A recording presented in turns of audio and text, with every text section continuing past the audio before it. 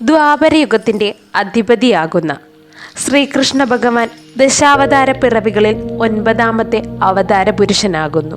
ഭഗവാന്റെ ഈ അവതാരത്തിൽ അദ്ദേഹത്തിന് 11,008 പത്നിമാർ ഉണ്ടാകുന്നു. അതിൽ അഷ്ടപത്നിമാർ എന്ന് വിശേഷിപ്പിക്കുന്ന 8 സ്ത്രീരത്നങ്ങൾ ഉണ്ടാകുന്നു. അത് ശ്രീ മഹാവിഷ്ണു ഭഗവാന്റെ പത്നിയായ ശ്രീ ലക്ഷ്മി ദേവിയുടെ അഷ്ടശക്തികളാകുന്ന അഷ്ടലക്ഷ്മിമാർ ആകുന്നു. അവരുടെ അവതാരങ്ങളാകുന്നു. അങ്ങനെ ആ അഷ്ടശക്തികളിൽ ഭഗവാന് ഈ അവതാരത്തിൽ പിറവികൊണ്ട സന്തതികൾ ആരൊക്കെയാണെന്ന് നോക്കിക്കാണാം.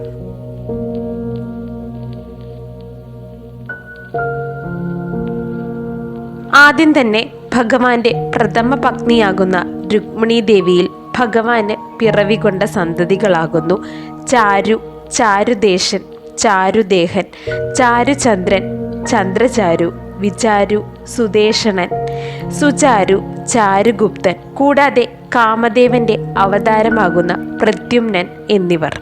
അടുത്തതായി ഭഗവാന് സത്യഭാമയിൽ പിറന്ന സന്തതികളാകുന്നു ഭാനു, സ്വഭാനു, ശുഭാനു, ഭാനുമാൻ, പ്രഭാനു, അതിഭാനു, പ്രതിഭാനു, ശ്രീഭാനു, ബൃഹത്ഭാനു, ചന്ദ്രഭാനു എന്നിങ്ങനെയുള്ള സന്താനങ്ങൾ.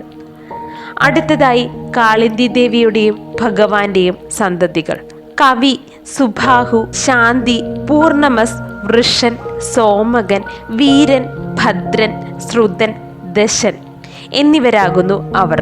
ഇനിയും പറയുന്നത് അഷ്ടഭാര്യമാരിലെ ലക്ഷ്മണ എന്ന പത്നിയിൽ പിറവികൊണ്ട സന്തതികളാകുന്നു.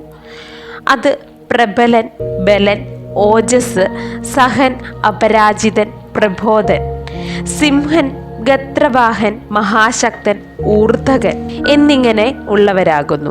അടുത്തതായി ഭദ്ര എന്ന പത്നിയിൽ പിറവികൊണ്ട സന്തതികളാകുന്നു. അവർ സത്യകൻ, സുരൻ, അരിജിതൻ, വാമൻ, ജയൻ, ആയു, സംഗ്രാജിതൻ, പ്രഹരൻ, ബൃഹൽസേനൻ, സുഭദ്ര എന്നിവരാകുന്നു. അടുത്തതായി നഗ്നജിതിയുടെ സന്തതികളാകുന്നു കുന്തി, വേഗവഹൻ, വാസു, അശ്വസേനൻ, വൃഷൻ, ശംഖു, ചിത്രഗു, ചന്ദ്രൻ എന്നിവർ. ഇനി പറയുന്നത് ജാമ്പവതിക്കും ശ്രീകൃഷ്ണ ഭഗവാനും പിറവികൊണ്ട സന്തതികളുടെ നാമങ്ങളാകുന്നു.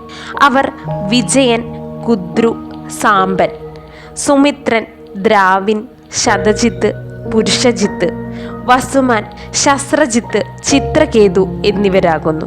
ഇനിയും അവസാനമായി പറയാൻ പോകുന്നത് മിത്രവിന്ദ എന്ന പത്നിയിൽ ഭഗവാന് പിറവികൊണ്ട സന്തതികളെയാകുന്നു.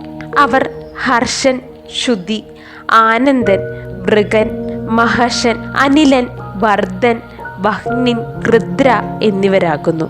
ശ്രീകൃഷ്ണ ഭഗവാന് 8 പത്നിമാരിൽ 80ഓളം സന്തതികൾ ഉണ്ടായിരിക്കുന്നു. അവരാകുന്നു ഇവരെല്ലാം.